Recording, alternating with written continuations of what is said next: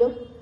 এবং সর্বোপরি আমার বোনেরা, দিদিরা, ভাইরা, তাদের সকলের প্রতি, গোটা ইউনিট অফ পথের দিশার প্রতি রইল আন্তরিক ভালোবাসা মিশ্রিত শ্রদ্ধা এবং অভিনন্দন।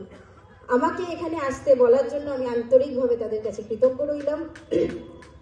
একটা কথা বলতে হয়, আপনারে লয়ে বিব্রত রহিতে আসে নাই কেহ এ ধরনীর পরে, সকলে আমরা সকলের তরে, প্রত্যেকে আমরা পরের তরে। আর এই চারটে লাইন আমার মনে হয় পথের দিশার জন্যই আমি আজকে ডেডিকেট করব, কারণ পথের দিশা এটা প্রমাণ করে দিয়েছে যে এরা সত্যি সমাজের জন্য এবং এরা আমাদের জন্য, এরা আপনাদের জন্য, এরা সবার জন্য।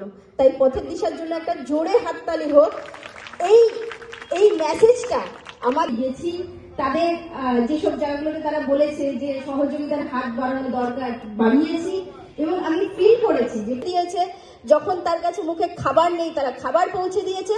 সর্বোপরি যখন রক্তের দরকার একটা মুমূর্ষু রোগী, তার ট্রিটমেন্ট, তার রক্ত থেকে শুরু করে তার সম্পূর্ণ চিকিৎসা ব্যবস্থা পথের দিশা নিজের দায়িত্ব সহকারে কাঁধে তুলে নিয়েছে। এইভাবেই পথের দিশা প্রতিটা বছর দিশা দেখা এবং পাথেয় হয়ে থাকুক এই গোটা জেলা।